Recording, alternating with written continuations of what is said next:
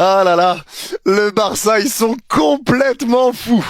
Salut les fraudes, j'espère que vous allez bien. On se retrouve pour une nouvelle vidéo débrief du match entre Barcelone et Newcastle. Victoire 7-2.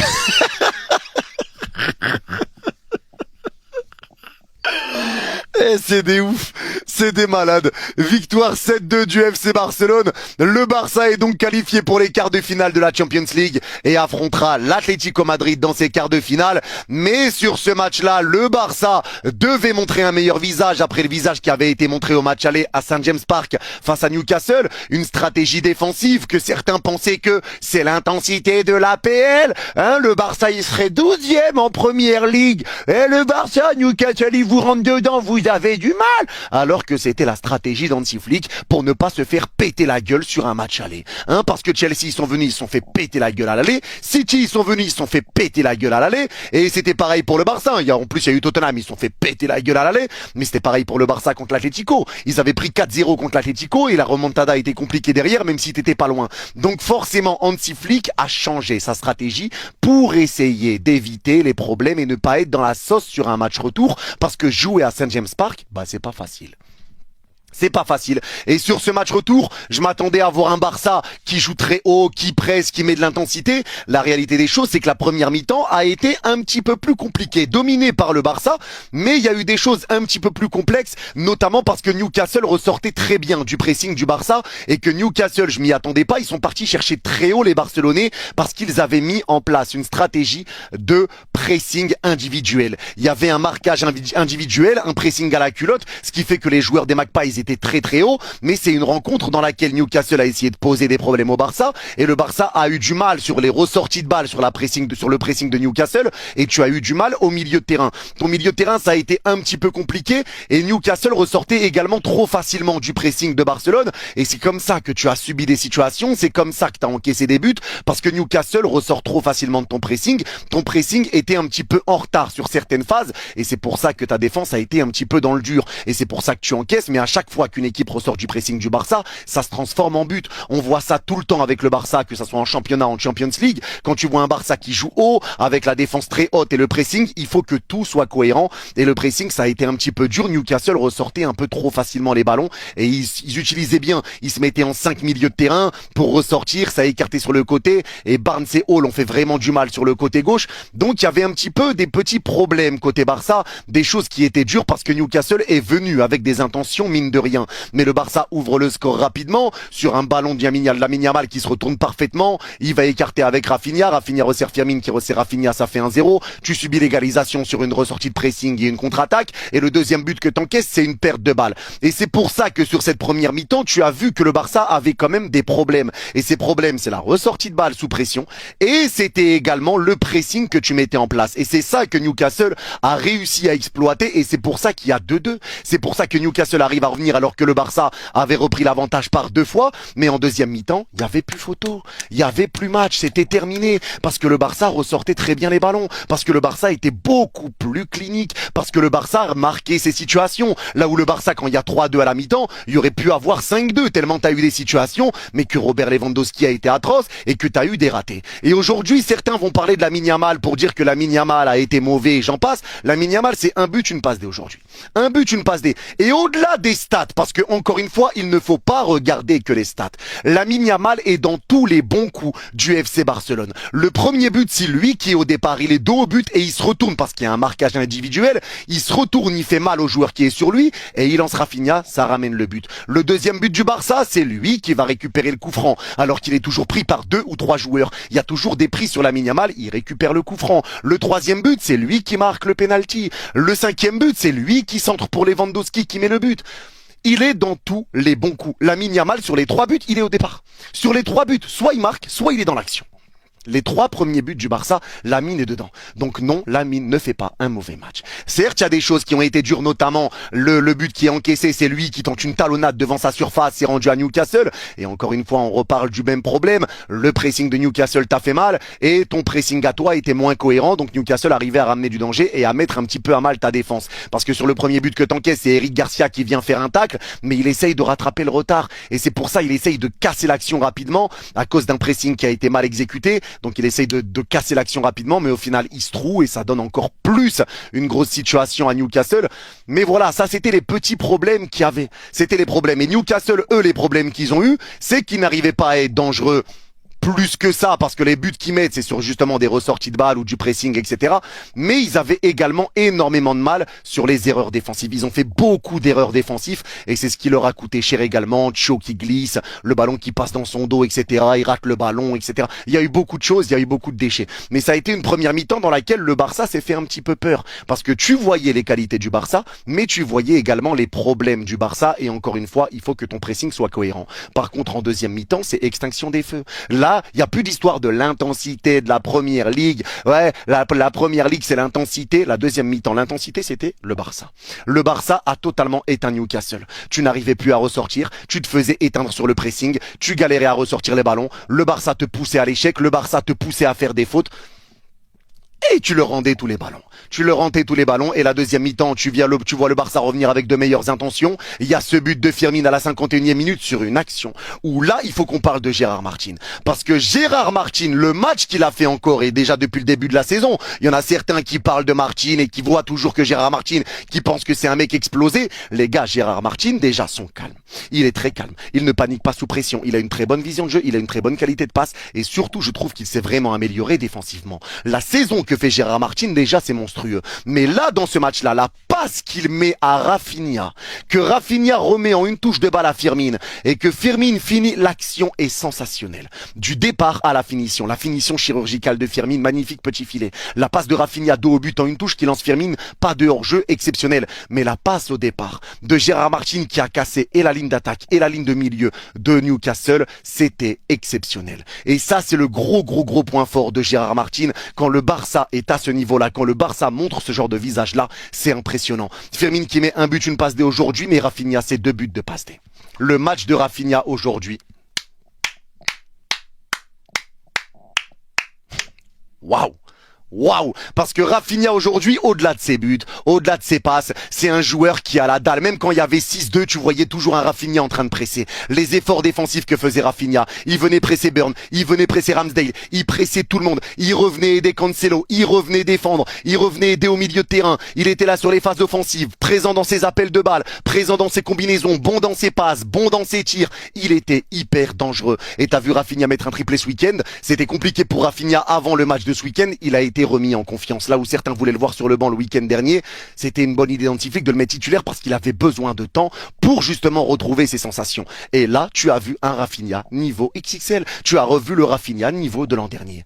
Il a été monstrueux. Match XXL de la part de Rafinha. Match XXL de la part du Barça. Sur la deuxième mi-temps surtout, mais match XXL de la part du Barça. C'était très cohérent. Sur la première mi-temps, je reviens beaucoup dessus, mais c'est le milieu de terrain du Barça qui a eu du mal aussi. Tu voyais un Pedri un petit peu moins en vue, un Pedri qui était limite très bas et limite à côté des défenseurs centraux pour essayer de relancer des actions pour le Barça, parce que forcément, encore une fois, il y avait un pressing au marquage, un marquage individuel, donc c'était compliqué pour le Barça de ressortir les ballons. Mais à la fin, le Barça pousse, le Barça se remet, met de l'intensité, le Barça commence à mettre de l'envie, et voilà ce que ça donne en deuxième mi-temps. Tu mets 4 buts en deuxième mi-temps, 7-2. 7-2, il y en a qui pensaient que le Barça allait se faire torpiller. 7-2 pour le Barça, ils les ont éteints, ils les ont massacrés. Alors certes, il y a des erreurs de Newcastle, il y a des pertes de balles, tout ce que tu veux, mais le Barça a réussi à mettre une tarte derrière la tête de Newcastle. Et pour ceux qui vont parler d'arbitrage, pour moi, je vous le dis, il n'y a pas faute sur Elanga, parce que Cancelo retient un petit peu l'épaule d'Elanga, mais c'est léger. Tu sens que Elanga, il sent qu'il est touché, donc il tombe. Mais pour moi, il n'y a pas faute, c'est trop léger. Par contre, le penalty qui est donné au Barça, pour moi, il y a penalty tous les jours. Trippier tire le bras de Rafinha, alors que Rafinha avance pour pousser le ballon au fond au deuxième poteau sur un centre qui était magnifique. Donc il y a penalty tous les jours. Donc pour moi, il n'y a pas penalty pour Newcastle, mais il y avait penalty pour le Barça. Donc encore une fois, en termes d'arbitrage, pour moi, il n'y a aucun scandale sur le penalty pas donné à Newcastle et sur le penalty donné au Barça. Ça, c'est une réalité. Ça, c'est important à dire. Quand il y a des choses qui sont litigieuses, etc., on le dit, et encore une fois, on n'est même pas arbitre, mais quand il y a des choses qui sont réel, bah pour moi c'est réel. Et sur ce match-là, pour moi, le penalty est totalement mérité et je n'aurais pas sifflé penalty pour Newcastle si j'étais arbitre. Je l'aurais pas sifflé. Mais en tout cas, ça a été un match très sérieux du Barça. Le problème, c'était Robert Lewandowski, notamment en première mi-temps, même s'il met un doublé sur cette deuxième mi-temps. Robert Lewandowski, c'est compliqué. Les contrôles de balles, les prises de balles, le jeu de haut but, la finition. Oh là là, le tir qu'il fait sur Burn sur une passe exceptionnelle de Rafinha alors qu'il y avait un 2 contre 1 joué.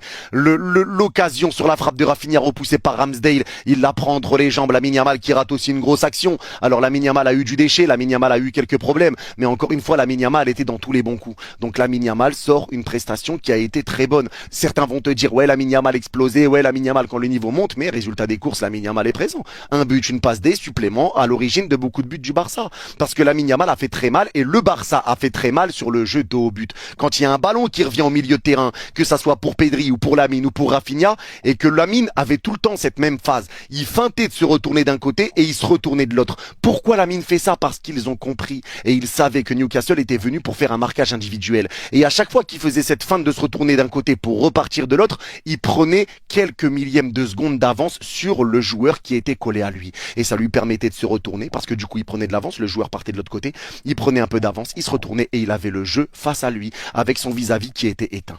À ce moment-là, c'était mort. Quand Lamine Yamal se remettait dans l'axe et qu'il se retournait de cette manière-là, c'était trop fort. Et c'est ça qui ramène en plus le premier but. Donc le fait d'avoir fait dézonner Lamine Yamal, ça a été très intelligent de la part du Barça. Lamine Yamal, encore une fois, choquant. Rafinha a été exceptionnel. Firmin Lopez a fait un bon match également, même si je l'ai trouvé un petit peu dur sur la première mi-temps, même s'il est passeur décisif. J'ai trouvé que c'était un peu dur. Le gros problème pour moi, c'est Robert Lewandowski. Et je commence à me dire peut-être qu'il faudrait tester un Olmo faux neuf, un Firmin faux neuf, un joueur capable, un joueur où on sait qu'il a du ballon, qu'il a des qualités, qui sait jouer avec ses coéquipiers. C'est peut-être intéressant de partir là-dessus. Maintenant, Levan met un doublé certes en deuxième mi-temps, mais bon, ça n'enlève pas sa première mi-temps qui a été atroce, mais ça a été un match très très cohérent du Barça. Très cohérent. Et t'éteins, et 7-2, 7-2. Eh, tu peux prendre un but, mais pas 7. 7, 7, 7, 7.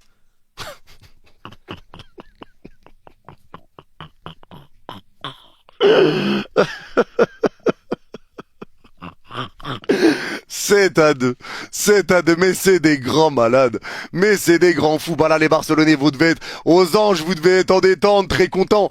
Mais là, les gars, franchement, rien à dire. La deuxième mi-temps a été exceptionnelle. Et encore une fois, on le sait, cette stratégie d'Hansi Flick, tu vas encaisser des buts. Tu vas en prendre. Et encore une fois, le but, c'est d'en mettre plus que l'adversaire. Donc, que tu gagnes 7-2. Je pense que les Barcelonais sont contents. Ah là, tu peux faire des matchs où tu vas gagner 2-0 en jouant différemment. Mais là, tu gagnes 7-2 parce que ton objectif est de marquer plus que l'adversaire. Et encore une fois, coup de chapeau à Hansi Flick d'avoir mis cette stratégie sur le match aller, là où certains critiquaient le Barça, etc. Lui, il en a rien à foutre de ce qui va se dire sur les réseaux ou ce qui va se dire à côté. Moi, je l'ai vu instantanément que c'était pas le style de jeu du Barça habituel et qu'il est venu pour ne pas perdre ce match-là et ne pas être dans la merde sur le match retour. Et il savait qu'il allait faire le taf au match retour et le taf a été fait au match retour. À partir du moment où le Barça a compris la stratégie de Newcastle, c'était terminé parce que moi, je l'ai pas vu venir. Le fait que Newcastle allait jouer haut, qu'ils allaient te gêner très très haut, le fait que c'était compliqué pour le Barça de ressortir les ballons parce que Newcastle venait te chercher haut, le fait qu'il y avait un pressing individuel, je l'ai pas vu venir non plus, mais le Barça a finalement réussi à ressortir ces ballons-là avec justement ce déplacement de Lamine Yamal,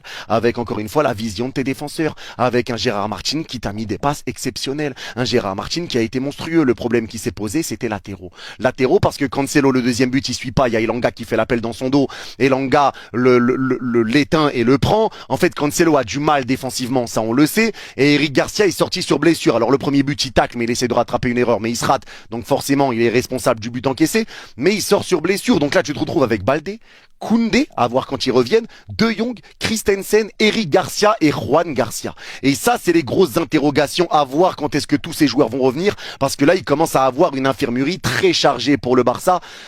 Et ça devient compliqué en sachant que tu joues le Rayo ce week-end. Après, il y a la trêve, donc ça va faire du bien aussi aux joueurs blessés. Mais derrière, tu vas affronter l'Atleti qui t'a déjà éliminé en Coupe du Roi. Maintenant, tu sais ce qu'il faudra faire et ne pas faire dans ce genre de match. Faudra faire attention, ne pas se faire éteindre, etc. au match aller. Faut rester en vie, c'est aussi ça l'intérêt. Maintenant, tu sais, t'as compris comment il fallait jouer et t'as compris ce qu'il fallait faire. Maintenant, l'Atlético, attention, parce que c'est une équipe qui montre quand même de bonnes choses cette saison également. Mais en tout cas, gros match du Barça. Rien à dire, 7-2, c'est sans appel. Newcastle s'est fait casser la gueule. C'était un cassage de gueule sans pression, et 7-2. 7-2. Waouh. Là, j'imagine les joueurs de Newcastle qui rentrent chez eux. Femme, enfant. Il ouvre la porte. Chérie, je suis rentré.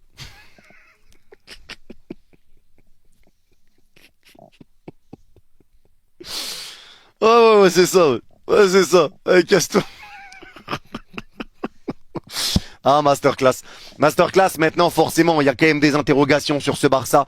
Et ces interrogations, c'est le pressing. Faut vraiment qu'il soit cohérent. Et c'est encore une fois cet aspect défensif. Mais moi, je le répète, l'aspect défensif, tu ne peux pas prendre un joueur plus qu'un autre. Encore une fois, c'est un tout. Ça doit être le pressing de tes offensifs, le pressing de tes milieux, les retours, etc. L'aide que tu peux faire à tes latéraux.